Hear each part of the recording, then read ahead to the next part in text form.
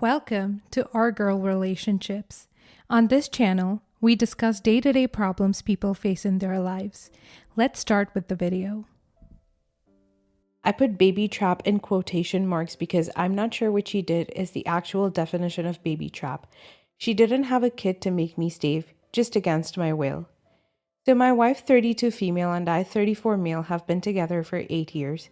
We have a little girl, 5 female, and a baby boy, 2 male. I love both of them more than anything, and I finally feel like I have everything. A beautiful wife, 2 healthy kids, a great career, and a big house. The token American dream minus the dog I'm allergic to. When we talked about kids before, my wife always said she wanted 2. I only wanted 1. It would be easier and we'd have more money for vacations and stuff. But my wife maintained it's important for a child to have a sibling. I grew up with 4 and my wife with none, so I guess I understand where she's coming from. After our son and getting through the baby years and sleepless nights for the second time, I didn't want to ever go through that again. Both kids were very fussy and colicky. But when he was a year old, my wife began casually mentioning a third.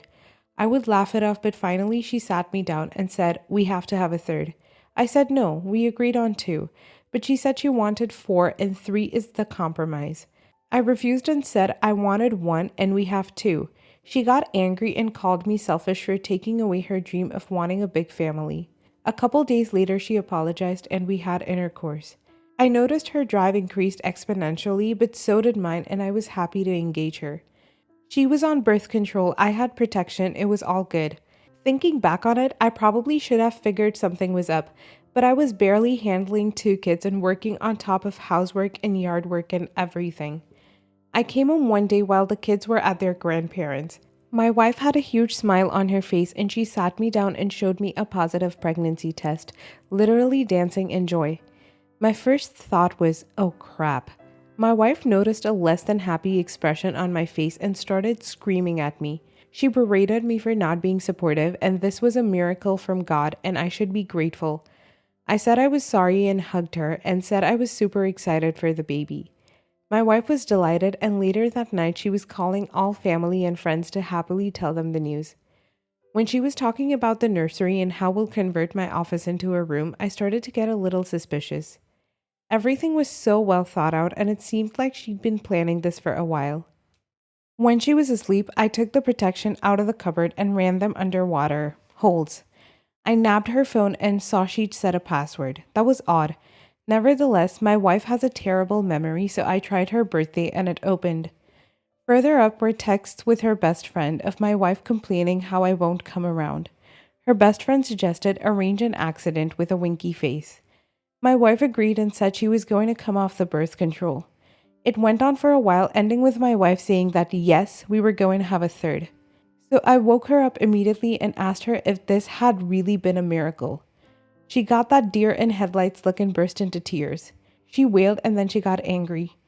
Through tears, she screamed I had no right to go through her phone and it's her choice whether or not she wants to take, because the side effects are bad and she was sick. She also brought up that if I didn't really want a third kid, I should have had a vasectomy.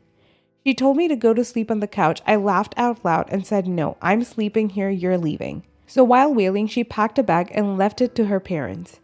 When she called the next day, I told her I just needed some time to myself. She said that was fine, but I need to come around. I told her I wasn't sure if it'd be our child and she cried more. It's been 2 weeks since. Governments recommended staying at home and I knew staying home by myself while also working with 2 kids would not be ideal, and she wanted to see our kids. So we're in the same house. She constantly keeps on stopping me and trying to get me excited for our kid and planning the nursery and names and how happy our kids will be to have a younger sibling. I've been ignoring her entirely. What should I do? Staying home with her is bad enough, and I don't know if I should leave her over this. I don't trust her anymore. She entirely betrayed it. I'm angry, but I have another child on the way. This is a huge betrayal by your wife and honestly could have been a deal breaker leading to divorce. Having a child is a big emotional, physical, and financial decision that should involve 2 partners. She's selfish, entitled, and manipulative. I would consider the following. Get a lawyer, discuss your options. Get screenshot evidence of the texts between her and her friend. Record her to admitting to tampering and lying with her birth control and your protection. Get a couples counselor. You can get virtual sessions during the pandemic. This is important to either save your relationship or to help mediate a divorce. Get a paternity test. Be honest with people why you two are separate. She's going to lie and be manipulative about what happened. Document interactions and record any fights with her. She can't be trusted. Avoid her claiming abuse or other things by having proof. What's most worrisome and makes me worried your marriage is over. She lied. She blamed it on you for not getting a vasectomy. She's not sorry. She doesn't respect your view, needs, or opinion. If she can't see how wrong she is and how much she broke your trust, hurt you, this marriage won't recover. I'd divorce her, and yes, she definitely baby trapped you. This is actually a form of rape in several areas of the world. She withheld important contraceptive information from you, going off birth control, and actively tampered with the ones you were using, holds in the protection. Is there any way you can get on her phone again? I'd suggest screenshotting her admitting she tampered with your protection and went off her birth control purposely without mentioning it to you and sending it to your own phone. Hell, I'd even record a conversation between you and her and get her to openly talk about what she did. This is awful. Not only was she being selfish, but what kind of messed up mother thinks it's a good idea to bring a child into the world against the wishes of her partner? That hurts the child beyond measure because the father will never bond with that child the way he bonded with the other. She has seriously hurt that baby. It's selfish, short-sighted, and incredibly. I don't even have the right words. As a mother myself, my heart is just hurting for that child. I personally wouldn't be with someone like that. But a situation like this is above Reddit's pay grade. It's a delicate ethical thing that only you should decide going forward. No one would blame you if you left her, but you'd need to decide how to proceed with the baby. I would really encourage you to talk to a counselor. BetterHelp.com and Talkspace.com are both online options for the time being. If you want to ask her to leave, you're well within your right to do so. You could give her a bunch of resources to find an apartment or call one of her family members to ask if she could stay. Maybe give her some counseling resources as well because you have to be seriously ill to think this is okay. I wish you the best. This is a hard situation and I'm so sorry it happened to you, especially in the middle of a pandemic. I don't think she planned to tell me, and I guess she was thinking if I did find out, I'd love the kid too much to think any different. I just don't know what to do, and I hate being stuck in a house with her. The kids have started to ask why I won't talk to mommy, and I don't even know what to say anymore. I'm so mad at her, but I can't leave 2 toddlers for her to wrangle. Next story. My female 35 partner, male 36, is frequently too sick to get up and help me with the kids every morning, and it's driving me nuts. Almost every morning, my partner complains about how terrible he feels. He'll usually moan about it for a bit while I sympathetically nod and ask him if he wants coffee. Meanwhile, there's a good chance I've been up multiple times in the night with the baby. I'm breastfeeding while he sleeps uninterrupted. I'm always the first one up with the kids while he lies in as long as possible, usually not getting up until at least an hour or 2 later. He never asks me how I am and usually launches into a one-way dialogue of how he's broken, etc. He does this in front of the kids too, and I'm concerned about the effect that could have on him. Meanwhile, I do the bulk of the housework and work more hours at my job. He always feels better by the afternoon and then stays up late, often going to his friend's house for a few hours in the evening. It's ridiculous. This has been going on literally for years, and despite my ongoing suggestions to go to a doctor and eat healthier, he has only recently gone for a blood test, which was fine. This morning, I needed his help after being up with the kids for an hour and a half, and he immediately launched into the "I'm feeling terrible" routine. He had been over to his friend's house and was up late the night before.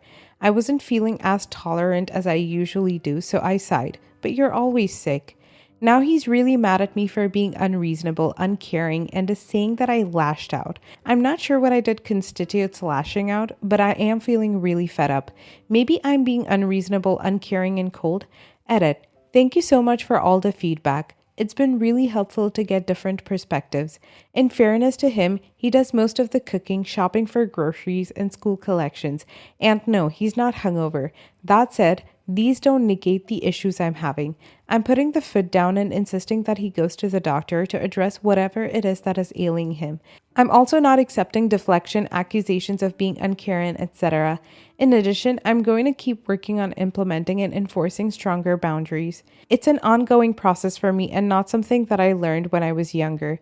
I think if these patterns don't significantly improve over the next couple of months, I will be taking steps to get out. He's not a partner, he's a full-time job. He's a lazy freeloader. Stop doing anything for him. Time to start saying no to any requests he makes. No, I can't make you coffee. Gotta change the baby's nappy. No, can't help you. Gotta do this. No, can't make you dinner. Gotta feed the kids. No, no, no, no, no. Let him languish in bed. He will eventually get up and start doing things for himself. Don't do his washing. Don't make him meals. Don't do anything for him that he's perfectly capable of doing himself. Women, you are not a rehabilitation center for badly raised men. It's not your job to fix him, change him, parent him, or raise him. You need a life partner, not a project. Julia Roberts. It's time for the 2-card deal. He gets his backside to the doctor and gets treatment, or he moves out. Bad is something you can do all by yourself. You don't need to use this man hanging off your hem, making life even more difficult for you. Completely agree. This man has been coddled to the point of uselessness. If his health is such a problem that it stops him from being a good partner and father, then it's his responsibility to sort that out, rather than expecting you to pick up the slack forever and also being nice about it. Because what if you make him feel bad for being useless? Don't do things for this man until he either changes his behavior on his own, which I suspect he's perfectly capable of doing, or seeks proper, consistent medical help. You don't have to be nice and understanding to someone who's constantly taking advantage of your kindness for years. How can you possibly think you're being unreasonable here? Either he or other people in your life have screwed with your perception of reality and self-worth. Was your dad like this? Don't you know men who are good dads and equal partners to their spouses? If you know even one, you must realize that he's a crappy partner and a crappy dad for treating the mother of his kids like this, and that you've enabled it. It's harsh, I know, but come on. Of course none of this is okay. If he's not too sick for friends, he's not too sick for responsibilities at home.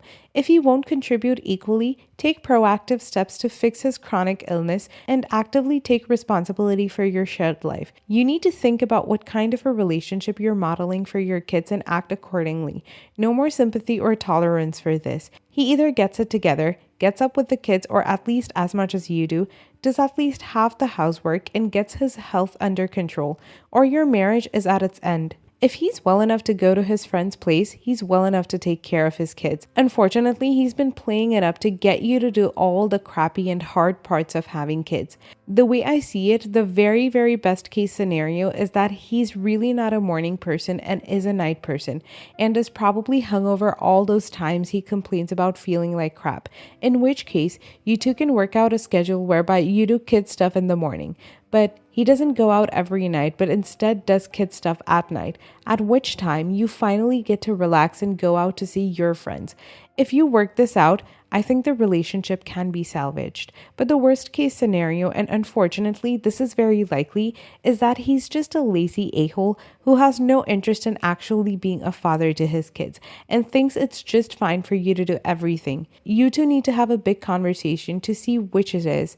And incidentally, I really don't like his unreasonable, uncaring accusation. It really suggests he doesn't give a crap about you and your feelings.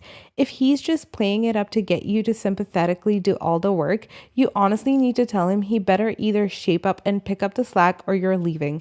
As it is, this man is not a partner. Next story.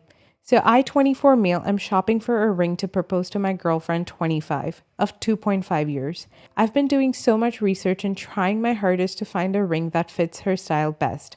So the first thing I did was ask her mom and closest friend for advice. I was sent various Pinterest boards with rings she liked and have seen most of her jewelry. We live together, so I've literally seen all of it.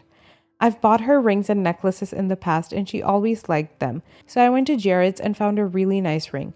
Oval stone, 7 to 8 carat, very high color and clarity ratings, with a simple crossover band with stones along the band, and very simple prongs. It was the ring that stuck with me all through shopping. So I took pictures of it and some others that were okay and sent them off for opinions.